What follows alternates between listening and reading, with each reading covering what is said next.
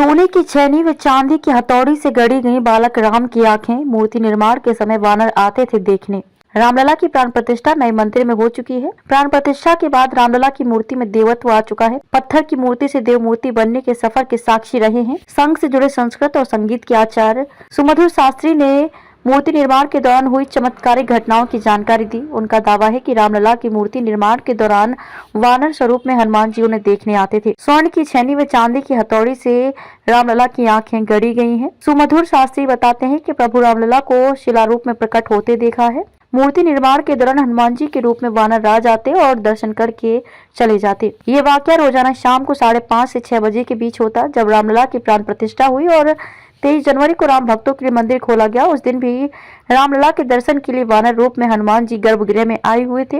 वह लगभग 5 मिनट तक रामलला की प्रतिमा को देखते रहे। थोड़ी देर बाद ही वह चुपचाप राम भक्तों के बीच में से चले गए। उन्होंने बताया कि मूर्तिकार अरुण योगीराज को बाल स्वरूप रामलला की मूर्ति बनाने में 7 महीने का वक्त लगा है। मूर्ति की सबसे खास बात यह है कि जब आप दर्शन करेंगे तो वह मुस्कुराते हुए दिखाई देंगे। अचल मूर्ति के निर्माण के लिए ट्रस्ट ने 3 मूर्तिकारों का चयन किया था। सबसे अंत में मूर्ति का निर्माण अरुण योगीराज ने ही शुरू किया था। सभी मूर्तिकारों को ट्रस्ट के निर्देश थे कि रामलला की छवि बाल स्वरूप की हो, नख से लेकर सिक तक 51 इंच की लंबाई हो, बाल सुलभ छवि और मुस्कान उभर कर आए। सुमधुर ने बताया कि मूर्ति के नेत्र विशेष मुहूर्त में तैयार किए जाते हैं।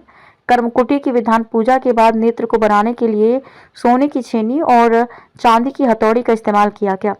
नेत्र बनाने में मात्र 20 मिनट का वक्त लगा। भगवान राम के नेत्र अलौकिक हैं। कहीं से भी प्रभु श्री राम के दर्शन करेंगे तो ऐसा होगा कि रामलला आपको ही देख रहे हैं। उत्तर भारतीय मंदिरों का किया अध्ययन। भगवान के उत्तर भारतीय स्वरूप को समझने के लिए स्वामी नारायण छपिया मंदिर गए, नैमिषारण्य के मंदिर देखे, दिग्गज संत आचार्यों से राय ली गई, रामचरितमानस व रामायण में वर्णित श्री राम के स्वरूपों के बारे में जानकारी हासिल की।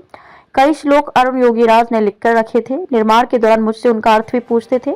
मूर्ति निर्माण के दौरान अरुण योगीराज के साथ भाषा की मुश्किल आती रही। हाव भाव से हम एक दूसरे की बात समझ जाते थे।